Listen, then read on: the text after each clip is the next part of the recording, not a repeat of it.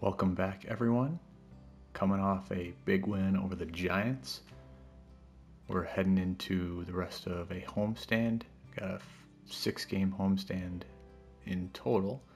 And after we just snapped a 4-game losing streak, hopefully we can get some momentum rolling in the other direction. But before we finish out this series against San Francisco and beyond, we do have a trade in the offing. I mentioned previously having some interest in acquiring Harold Ramirez from the Rays. I like his versatility, the fact that he can play first base and also the outfield. His splits, contact-wise, are pretty good, especially with his contact against lefties. And with him being a left field primary, I could easily see him slotting into a platoon with Akil Baddoo, where Baddoo plays against righties and Ramirez plays against lefties. And given that he is first base secondary, he can fill in at first if Miggy's not playing well and give Torkelson a day off or let Torkelson slide over to DH. He fields decently. 66 is not too bad. And 71 speed also will get the job done, which maybe you wouldn't expect from someone with his particular dimensions, but I really like a lot of what he brings to the table. He is 28, and as you can see, a C potential. So it's not like acquiring him brings in a franchise cornerstone that will build around for years to come. And he is arbitration eligible. So if we want to keep him, if he ends up playing well, we may have to pony up probably not a ton of money, but more than $700,000 to keep him. But we'll cross that bridge when we come to it. For now, I like his capabilities as a potential. I mean, we saw he hit 300 last year. I don't know that he'll do that again this year, especially with a lot of the games being simulated. He's kind of off to a rough start here through 14 games that he has played with the Rays. But I would very much like to bring in Harold Ramirez. So the trade that we are going to engage in is we're going to get Harold Ramirez and we're going to get Greg Jones. Greg Jones, a 25-year-old utility player. He can play infield and then he can play center field as well. I like that he's a switch hitter. I really like the speed, especially with that steal rating being a 99. We don't have a whole lot of that in our organization. Off the top of my head, I think McKinstry is the only one who has a steal rating even above 80. So he's not the best fielder, but I really like the speed. And I like the fact that he can play infield and outfield. Versatility is always a nice perk to have that I feel like is easier to acquire on the fringes than paying for some other skills. He also has a renewable contract for the next 2 years. So we can keep him around as an injury fill-in, as just a nice pinch runner, bench guy off the bench. So those are the two guys we're going to be acquiring. And in return, the Rays are looking for a right fielder, a catcher, or a center fielder. Now, they are giving us a center fielder, but Greg Jones is a little buried. He's currently 5th on their organizational depth chart with a couple of younger players in front of him. I guess Meisner is the same age, but Tristan Peters is 22 and is above him. Also, Mason Auer is 4 years younger, and he's knocking on the door. So we're going to bring in Greg Jones, we're going to bring in Harold Ramirez, and in return, we're going to give them a potential right fielder of the future, Parker Meadows. They used to have Austin Meadows. Now they'll be getting a younger Meadows who is only 23, 6'5", 205, runs pretty well. Can't really steal much, but 71 speed is not bad at all. And with B potential and only being 23 years old, he could be someone who develops into maybe a mid to high 70s. So I think from the Rays' perspective, this would be a chance to potentially find the next version of maybe literally Austin Meadows, who had a couple of great years for them. But even someone like Luke Raley, for example, who he's been struggling in the game this year. In real life, he's come out of seemingly nowhere to become a really valuable piece for a very good team in Tampa Bay. And I could see Parker Meadows filling a similar role. So we're going to give him Parker Meadows. We're also going to give him Andre Lipschitz. He's a somewhat unremarkable player, but only 24. Can play third or first. Still has a renewable contract. Kind of just an organizational filler of sorts. But particularly with injuries, not a terrible player to have, especially because their third base and first base depth is not fantastic. They do have some good prospects in Manzardo, Isaac, and Junior Caminero, but they only have four third basemen total in the organization. So I felt like that would make sense to go back to Tampa. And then I'm also going to include Josh Crouch, 24-year-old catcher, only C potential, currently in Double-A. But they want a catcher in return. He's one that certainly doesn't seem like he's on pace to be Buster Posey or Pudge Rodriguez, but also is one of the better catchers in our organization. He's still only 24. And so not only is the computer version of Tampa Bay interested in making this deal, but if we look at the baseballtradevalues.com evaluation, Tampa Bay would win this deal kind of hand over fist, and that's fine. I mean, I'm going to do my best to improve the team while also not just highway robbing the CPU left, right, and center, because we know that it's not that hard to do if we really want to. So I think this trade makes some sense. It matches the values, not only in the game, obviously, but the real life baseballtradevalue.com values. And I think it makes us a more competitive team right now while also not punting on our future at all. So this is the trade we're going to make. Let's update our different rosters and lineups here. So let's go to center field. It's tough because Kerry Carpenter had a really nice game against San Francisco and is having a great year in real life, but only being a 70 overall, not having any particularly remarkable stats besides durability, and only being a left-hand hitter, not offering a lot of versatility or dynamism. I think what I'll do is I'm going to move him to AAA and have him be a starter there. Only see potential, already 25. If I'm going to have a 25-year-old backup outfielder, I'd rather have the speed of Greg Jones and the versatility to be able to fill in on the infield and play the outfield as needed. So we're going to have Greg Jones join us in the majors. Looks like I have to clear some room on my 40-man, so that's no problem. Harold Ramirez is immediately going to become a starter. I said earlier that I may platoon him and Baddoo, and I might, especially because Baddoo is a B potential and only 24. But depending on how they play, Ramirez certainly has the stats to hit against righties too. It's not like he can only hit against lefties. So something to think about. I'll ponder that one. So let's update the 40-man. Let's see.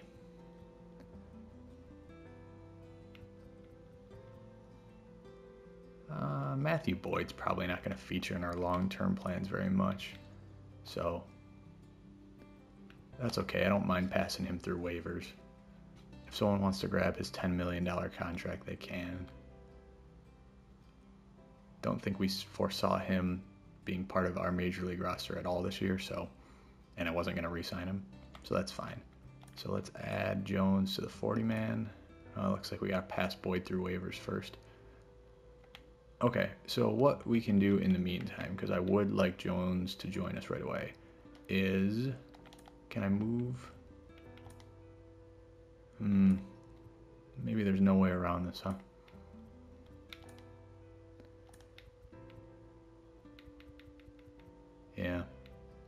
Seems like we're stuck for now, which is fine. We can wait on Boyd to either get claimed or to pass through waivers. And that does mean that I kind of wasted one of Kerry Carpenter's options, but I don't know that he'll be much of a taxi player going back and forth. So that's fine. Whatever. No big deal. We can move him back up, or actually, well, I think I've got egg on my face no matter what. Yeah, because I want to keep Wensil Perez up. I want to keep Zach McKinstry up. So, actually, let's just send Carpenter back down to AAA, because that gets us to 26. So we needed to send someone down anyways.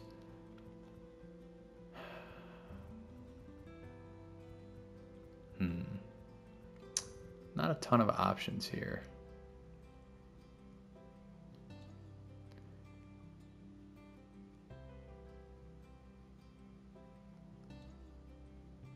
Maybe it is going to have to be McKinstry who goes down. I do like his stealing ability. He played well in the only game that he's played in so far this year. But we can send him down, that's fine. So I'll send him down, and then that'll be the move that we make when we get Jones. So that's fine. For now, we can leave it. We got plenty of guys who can play the outfield between the three starters, whoever is the fourth man out, and then McKinstry can play the outfield too. And then when Jones arrives, we'll basically replace McKinstry with Jones and roll with that. So, okay.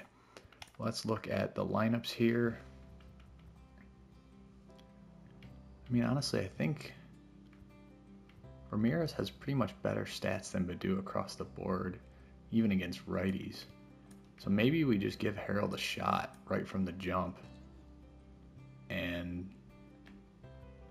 we can adjust if he continues to struggle, but maybe that's what we do. Let's also move Cabrera to DH there. And Baddoo already wasn't playing against lefties because we were doing the platoon. I mean, Miggy hits lefties pretty well, so I don't want to take him out there. As does Ibanez. Not bad for Wensil. Trying to find kind of a weak link here. I mean, Torkelson's contact isn't great, but by and large, this lineup is pretty good against lefties. Now, nobody is in 93 contact. So maybe what we do,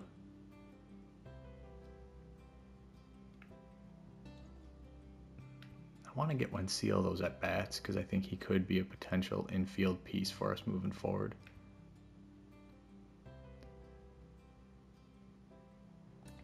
But how about we just sit Miguel Cabrera? I mean, his numbers aren't bad against lefties. If nothing else, he can be a pinch hitter off the bench, I guess. And we can let Torkelson DH. So that's fine. Let's do that. Let's move Ramirez up in the order a bit. And again, we'll adjust if we need to. Some tough decisions here. Although, it's not like we're exactly making cuts on the 92 Dream Team. But still not easy no matter what. All right, let's see. We want Carpenter to be playing all the time.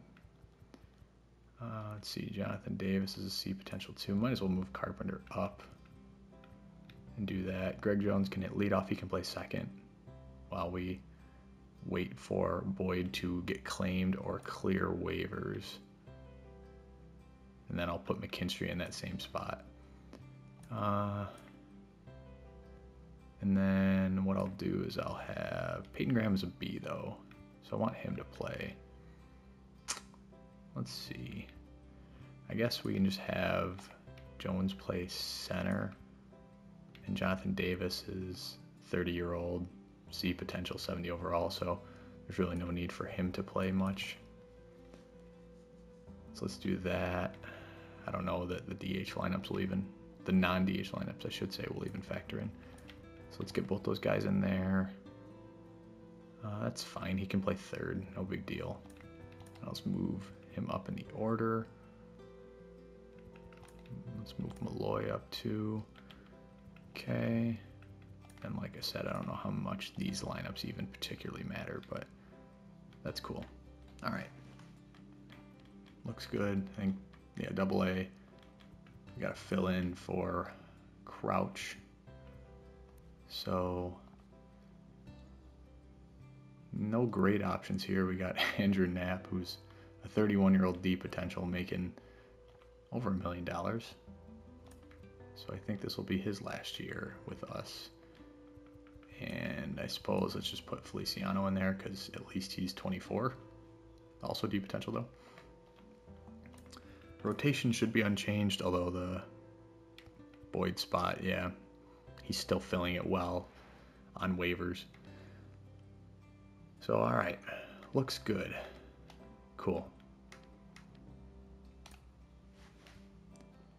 Let's keep the simulation going. So we played Scooble there, so our next game is going to be Eduardo Rodriguez's next start, which is in line to be this game against Baltimore. We are going to have to do some scouting here too in the beginning of this week, so let's do that and stop there. Looks like we got a good game from Rodriguez. Nice bounce back after he got smoked against the Red Sox. 8 scoreless innings. So good stuff there. Ramirez 0-for-4 in his debut. What are you going to do? Cabrera's in the lineup even though we just put him on the bench. But yeah, cool. Looks good. All right, let's look at the scouting. Every time I look at Seth Vogelsang, it's just more and more staggering what a character he appears to be. Wow. Okay. So let's view the prospect list. See if there's been some potential growth in the progress. So Carlos Hernandez, we're starting to figure more out about him. Greg Francis, nothing too incredible from what I'm seeing here. We go over to the recently scouted.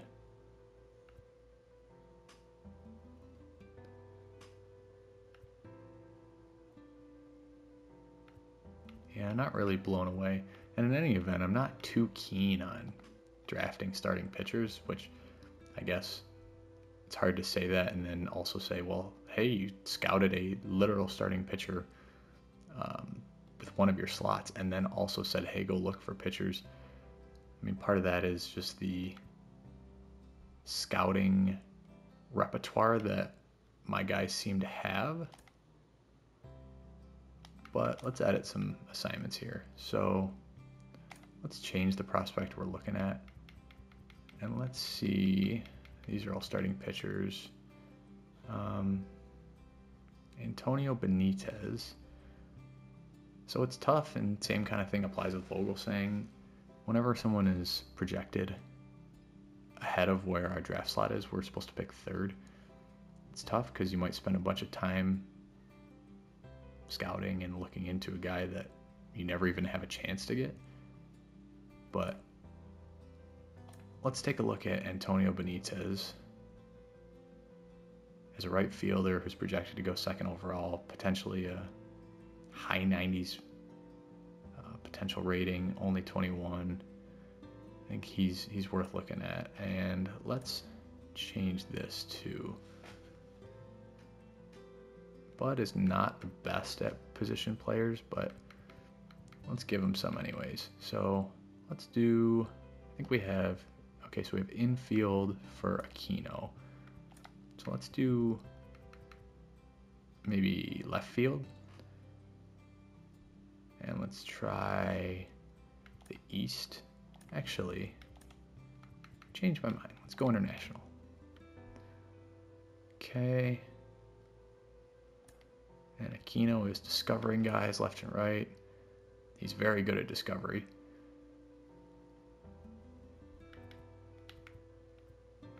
We can keep him there. That's fine. Alright, I assume sponsorships are the same. Indeed they are. So let's keep it rolling. Looks like we had a fractured arm. Braden Bristow in AA. So another 1 to 2 month situation. So I guess we'll put him on the 15-day IL and reevaluate as needed. And yeah, same situation here with Andrew Navigato, so let's just keep refreshing that. Okay, so we swept the Giants. Looks like we got a walk-off grand slam too. Javi Baez hit it. It's good stuff there. Another pretty good outing. 9 strikeouts from Lorenzen. Only 2 runs and a little over 6 innings pitched. Lost a tough one to the Guardians. Looks like Ramirez is still hitless as a Tiger. At least up to this point. 3-run homer from Miggy. A good bounce back from Turnbull there. Just kind of a lackadaisical bullpen effort. Wenceel Perez with 2 hits. McKinstry with 2 hits as well. Not bad. Just didn't make quite as many plays as they did, it appears. But we bounced back with a crazy win in the final game where it looks like we had a 7-1 lead, nearly blew it, and then kind of blew the game back open. Harold finally got a hit. Andy Ibanez with 4 hits. Wow. Looks like we hit 5 homers. So we bookended the homestand with some offensive explosions. We're sitting 9-9 right now. Only 2.5 back of the first place Kansas City Royals, who have hit the skids a little bit after their, I think they were 7-0 or 8-0 to start. Rays in first in the East. Rangers in the West, but nobody really pulling away in the early going. Padres have cooled off a bit too. I mean, the run differential, they're only +1. So yeah, looks like the whole league is kind of jumbled up right now. So good to see for us, trying to maybe turn some heads and overachieve a little bit. So let's hop into this game in Baltimore. Looks like we got Rodriguez versus Rodriguez. Eduardo versus Grayson. Let's see, maybe I have Baltimore wear their City Connect jerseys. Yeah, why not? We'll just wear our normal roads.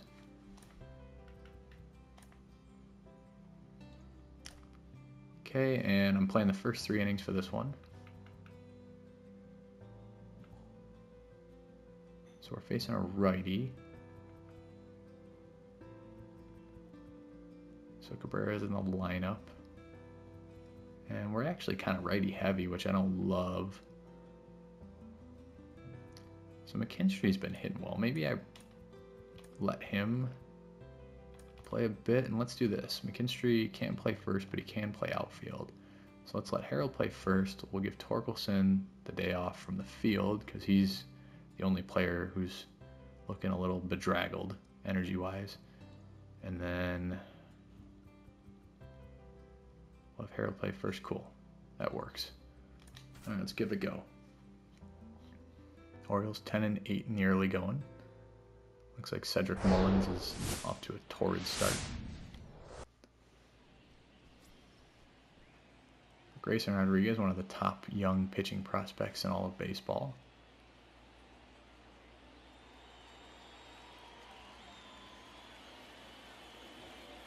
Five different pitches he'll throw. Doesn't seem like any of them are particularly fast. I mean, I guess the fastball can get up to 98. But otherwise, he's mostly staying in the 70s or 80s. Left me a hanging slider there, but I was out in front.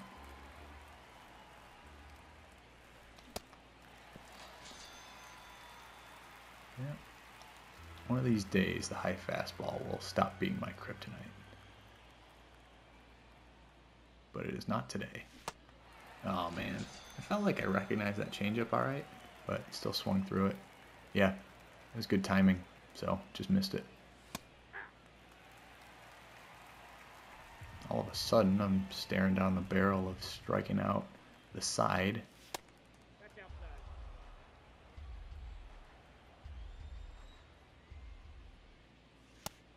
All right, work the count full. Let's see if we can put the ball in play at least.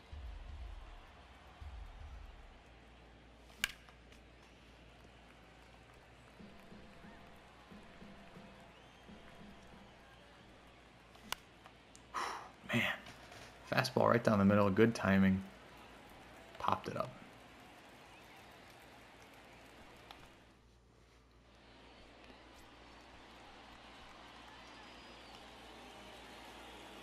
All right, so we got a 2-2 count right off the jump. Go for the bread and butter, and it delivers. Gunnar Henderson up next, already hitting 300, and that's going to go up. He parks that changeup, smoked it deep to right.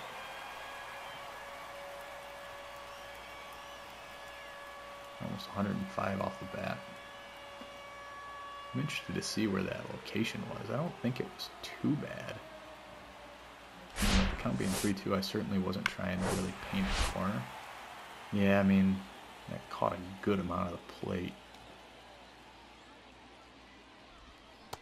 Well, not great, but it's tough. With the 3-2 count, right from the jump, your hand is a little bit forced. I mean, I guess I should have been more willing to walk him in retrospect, but I want to avoid those whenever we can. Another strikeout there. Got Austin Hayes to chase a sinker. I'll stick with a sinker here.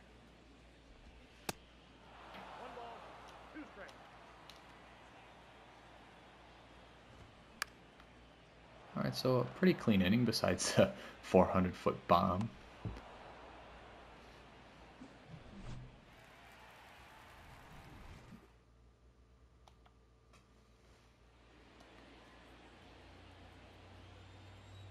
I don't believe we've gotten a hit with Torkelson yet this season as a user. The 227 average looks like he's been struggling a good amount.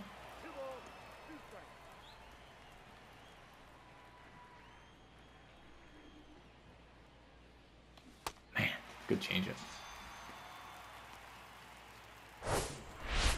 Need to be able to identify that better though. Yeah, another bad break of sorts. Pretty good exit velo and fastball down the middle, good timing. Contact was good too, just right at Mullins.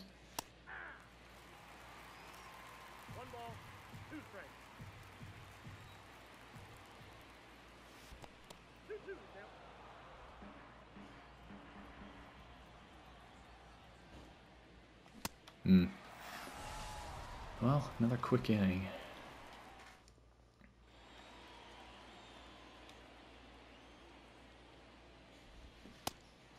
And the Orioles have not been shy about chasing the sinker. They seem way out in front of it.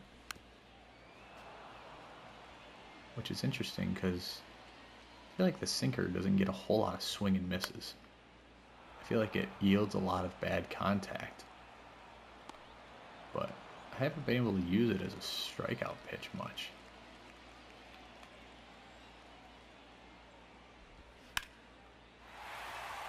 I think we may be able to make a play on this one.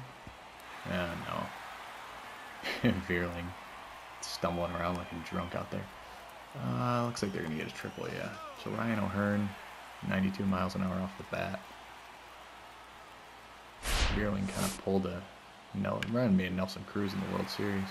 I apologize to any Ranger fans who might be listening. But yeah, that was a mess. Alright, so another extra base hit to right field will get the run in, ground rule double. Before I could even think about what my strategy should be, playing the infield in or not. Orioles made it irrelevant.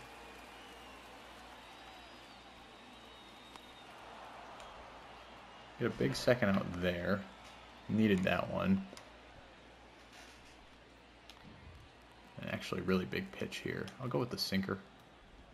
Got him, yeah. Really seems to be fooling him. But Baltimore puts another couple good swings together and we're down 2-0. The man of the hour, Harold Ramirez, hitting 153. Steps in.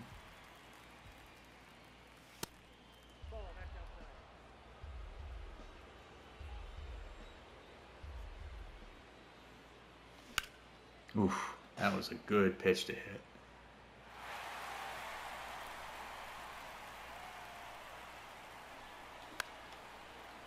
Got another one there.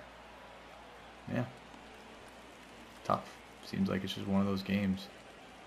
I think that's the 4th at-bat where I've produced a swing with good timing. And none of them have even been that close to being a hit. So I might need to rely on the computer to get something going in this one. It doesn't seem like I'm bringing much to the table right now.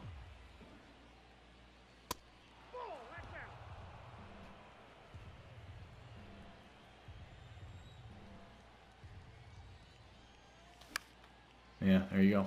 Another 1-2-3 inning. Good timing again. That's the way it goes sometimes, though. Which is cool, honestly. That's part of the... It's not fun, maybe in the most traditional sense, but it's part of the beauty of any game with a long season, but especially baseball, where it happens. Sometimes you score 11 runs with some blue pits, and sometimes you can't get anything going even though you're smoking the ball. Yeah, it's a bummer there. Would have been a nice play for Ramirez to make. Another sinker strikeout. I do want to say too with Ramirez, seemingly struggling right now as Henderson continues to tee off on Rodriguez. If Ramirez doesn't work out, like if he, let's say he hits 200 all year and that's that. I mean, that's fine, Parker Meadows seems like a decent prospect for sure, but I don't think that this franchise's success was going to hinge on whether or not Parker Meadows was playing right field for the Tigers a couple years from now. So I like what we got back, including Greg Jones. And 2 of the 3 pieces we gave up were never going to be in the major leagues. So I'd make that trade again in 2 seconds. Honestly, even if you told me that Ramirez wasn't going to be very good, I think it's still worthwhile for maybe his value down the road, but particularly Jones as well. So big strikeout there. Let's see if we can make it stand up here. Prevent this inning from spiraling. I'm going to keep pumping the sinkers if they're going to keep struggling. Alright, looks like we get out of it. So major damage avoided. We head to the 4th and beyond just looking for a base runner. Alright, let's see if we can get anything going. We did get probably a home run from Baez, I'm guessing, with 1 run, 1 hit.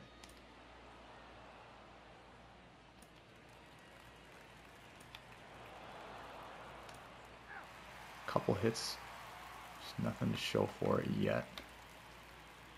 McKinstry and Ibanez. McKinstry's been hitting. Gotta give that man his props. And Baltimore tacks on 2 in the 6th, so barring a late rally, we might be finished. I'm gonna pull Rodriguez here and call it a day for him. Yeah, seems like we might just... Yeah. 6-1. It's a very straightforward way to lose a ball game. Just go down immediately, never really threaten. Or else have better players. I mean, they just do. So, that's going to happen. Yeah. Oh well.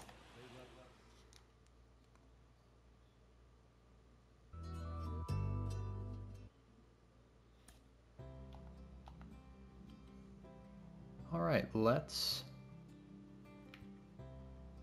play one more. And, well, let's see. How are we doing on time? Yeah, I got time for one more. Alright, so we're going to have another scouting situation here.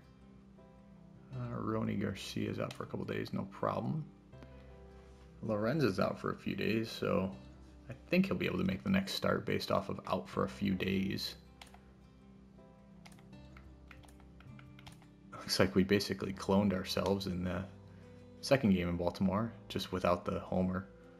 Andy Ibanez is still hitting over 300. That's great. Good stuff. All right, let's look at the scouting piece.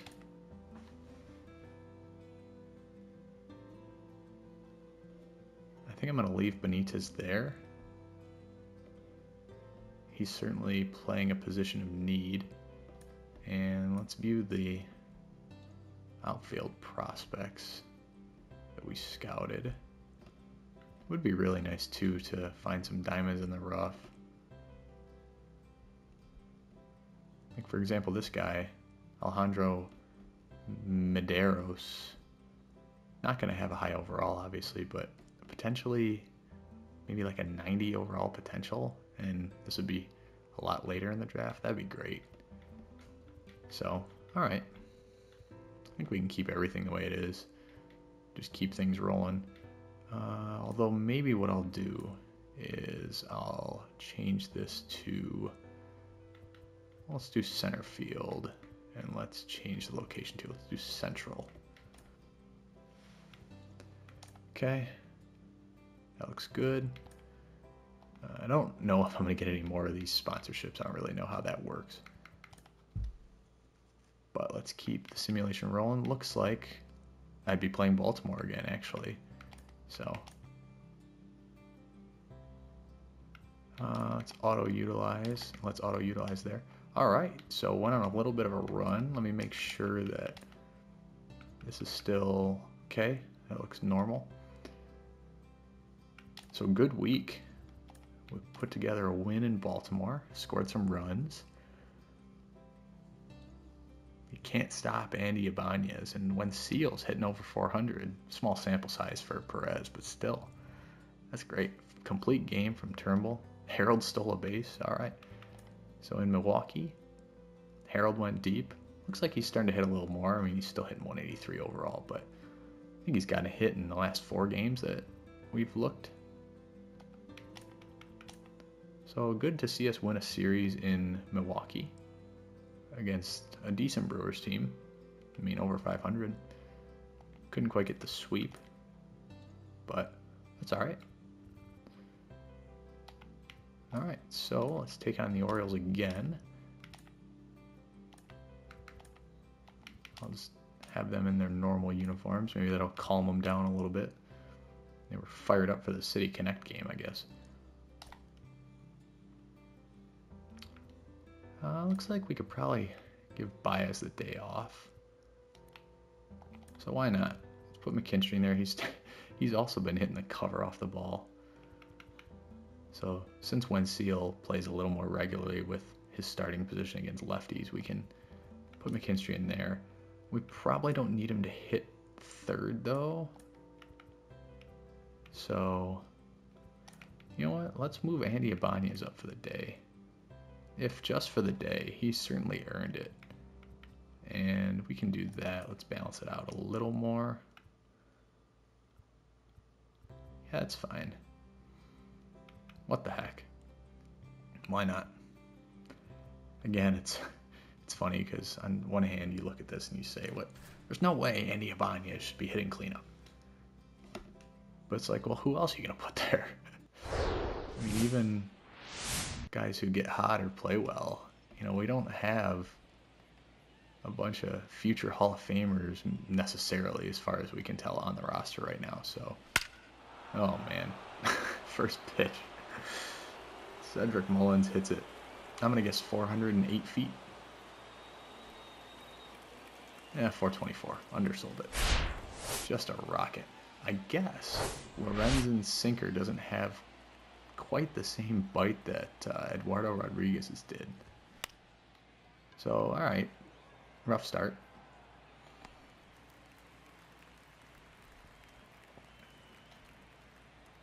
It's a little disarming looking at Lorenzen with short hair. I don't know how long he's been growing out in real life, but he's got quite the mane going. Alright. Couple misses.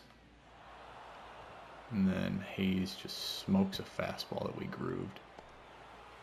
I don't know. Oh man, you know what? I just realized I'm screwing this up right now anyways. I'm not even supposed to be playing right now. Whoops. So I'll take over in the fourth with a lead, looks like. Riley Green 2 for 2. McKinstry getting another hit. Can't stop him. Can only hope to contain him. Alright.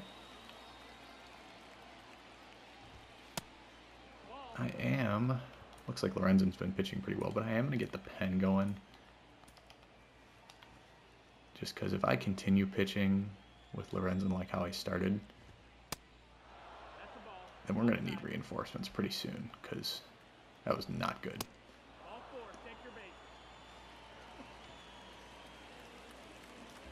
Lead off walk, not fantastic.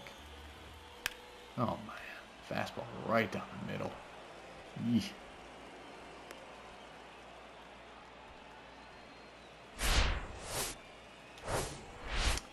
Okay, let's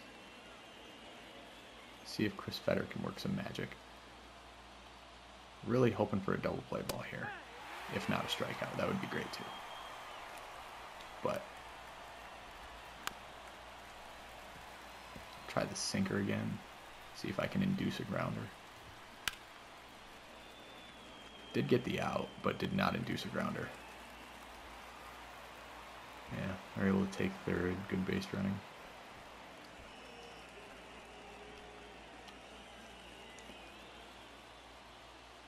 Cedric Mullins is honestly kind of terrifying. I mean, that homer he hit looked like Barry Bonds. So I'm going to try to be careful. The thing is with Classic, it's tough though, because you can, you know, kind of guide the pitches, but where they go is sort of a mystery. So Mullins ties it up. He's 2 for 2.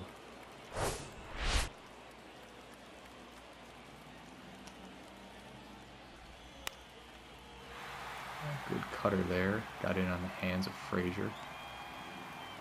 So a big second out to get. And Austin Hayes 2 for 2. Oof, he had a meaty slider to hit there. Ended up darting out of the zone a bit.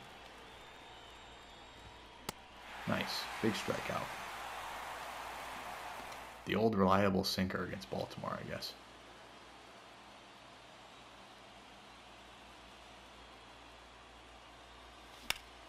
Alright, good leadoff single there. Don't think Dean Kramer is hurting too many catchers' hands with his velocity, so should hopefully be able to time that up. Like I said though, I often struggle more against guys who don't throw quite as hard. They're just way out in front of everything. Alright, we got a good hitters count here.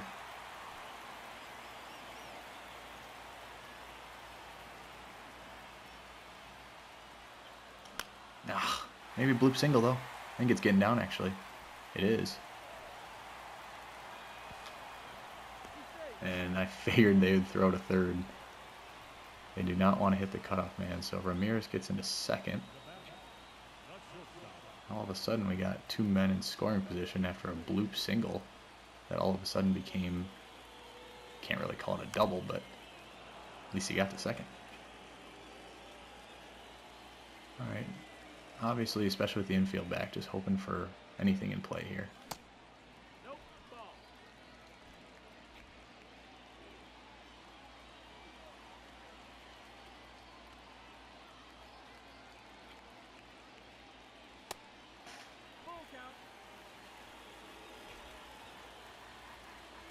Big pitch here.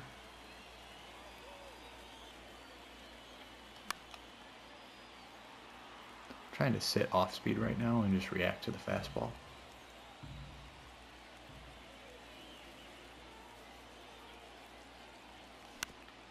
I'll take it.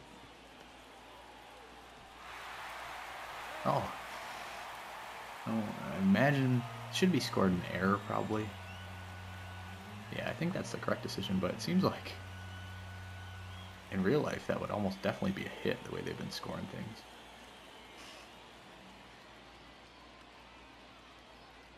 Big chance for Miggy here. He'll take ball 4, so we got bases chock full of Tigers. 2-1 count 2. Kramer's pitch count's already approaching 80. So all good stuff. Ooh, gosh. It's gonna get the run in, but that could have been so much more. Alright, sacrifice fly from Bierling. We'll take it. I missed that though. I think that was, yeah, 4-seam fastball right down the middle. That's alright. Can only complain so much about driving in a run.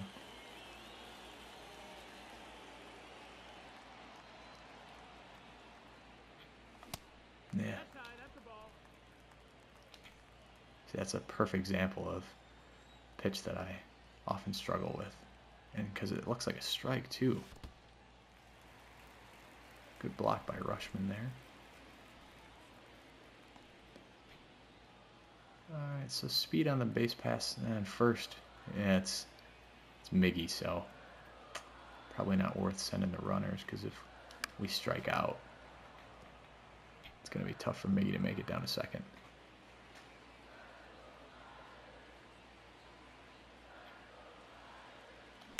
Oh, nice. Riley Green smokes one. Let's go. Everybody's going. They're throwing home. They hit the cutoff man. That's great. It's one of the, it really is one of the first times I've seen him hit the cutoff man. That's awesome. But awesome. Cool. Knock Kramer out.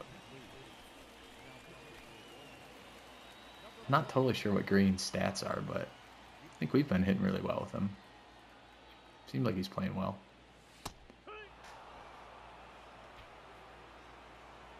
Looks like the infield is still back, so anything on the ground should get the job done. Oh, golly. It's a bad at bat. Gotta be better. I gotta be better than that. 2-1. But chance for Andy Abanians.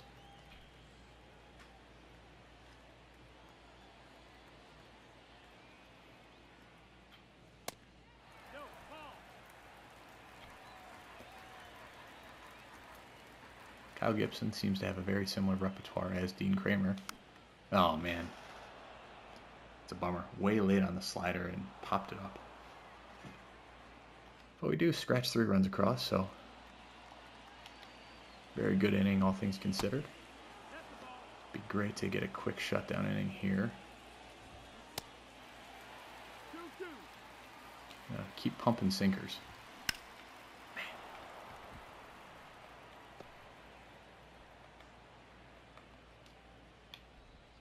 It was weird. I was hitting the cutoff button and Green kind of froze.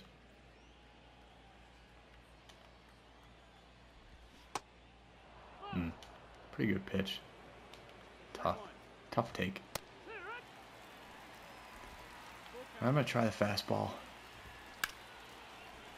I don't know how many people that's fooling right now, but worth a try. It's a good sinker. I'm going, no, let's go fastball.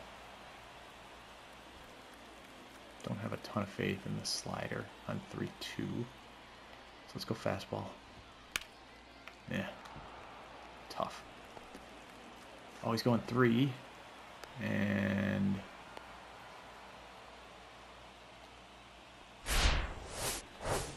that's on me. Alright. I think I've seen enough of Lorenzen. He just is really struggling right now. I'm going to try prevent this from spiraling. Mission failed. Yeah, Henderson was getting third all the way there. So, somebody got hurt. Oh man, McKinstry looks like that's a bummer. I didn't see what it was.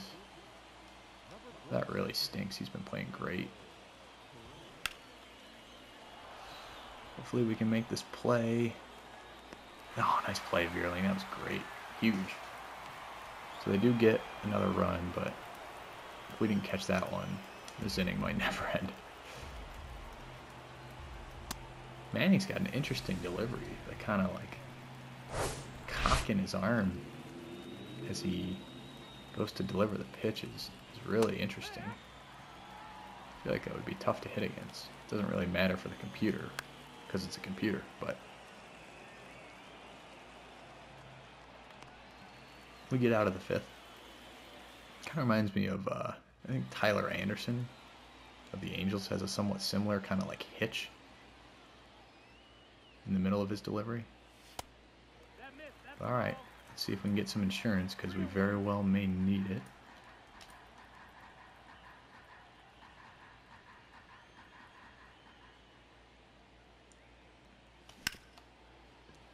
Leadoff single from Maytime. Seems like we're seeing the ball well right now.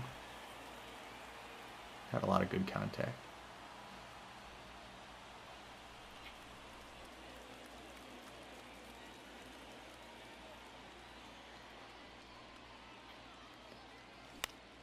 Haas with a bloop, but I don't think it's going to get down, yeah.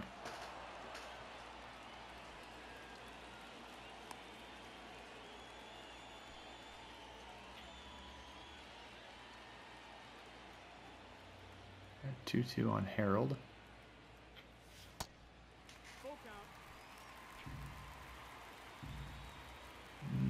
Yeah, I don't really want to start Maytime with him having a 0 steal. I think 51 speed is enough to get by. Oh, man, I was wondering if Harold could do it again, but that one's foul. Very similar kind of pitch, too. It's the one he got. Oh, man, that's a perfect pitch. I mean,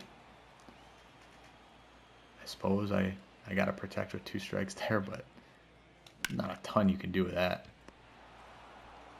All right, we're out of the fifth. There's pretty good contact there for Wencio in his first at bat of the day, but let's go see if we can get a shutdown inning facing the top of Baltimore's lineup.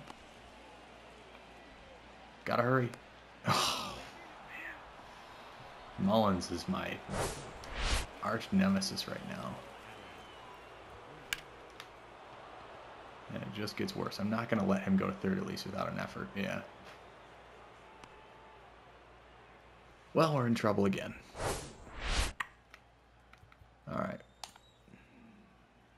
Let's go talk about it.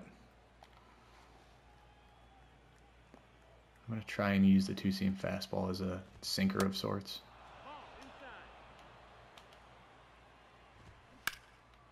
And that did not sink. Harold! What a play! Oh, man. I'm sorry, I gotta wait for the replay on that one.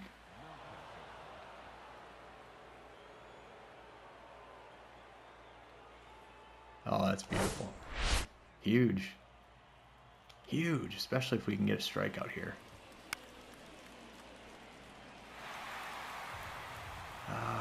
I'll try the slider. 2. Hurry. No, golly, I'm slamming the button. I am so, when I tell you I am slamming the button. Oh, man. He's going, he's going, he's going!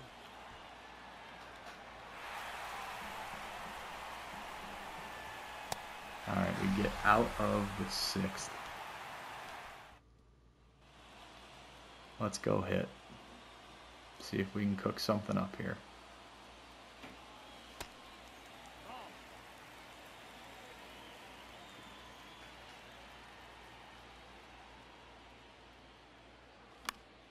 Yeah, bad at bat by me. Terrible pitch to swing at on a 3-1 count.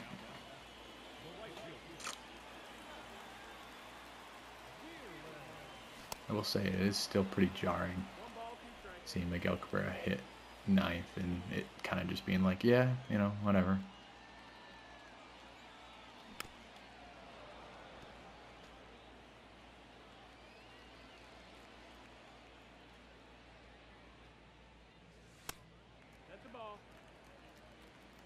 Be great to get Bierling on base with his speed.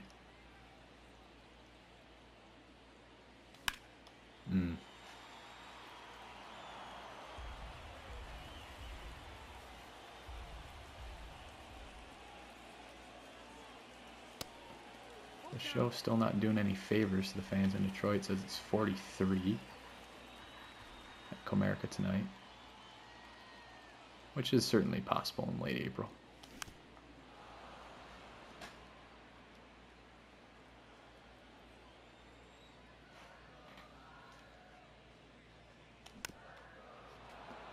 Pretty good at bat from Bierling here. Fighting off some pitches. Maybe it's heading towards a walk. Guess we'll have to wait at least one more pitch for that.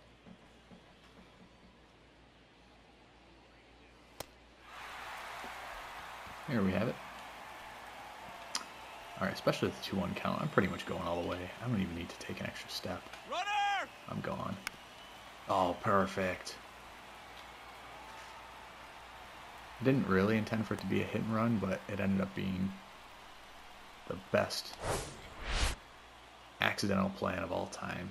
What may have been a double play, or at least would have been one out for sure, instead ends up as a base hit to left.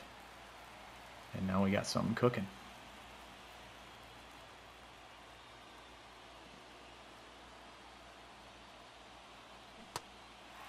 Alright. Big payoff pitch here for Torque.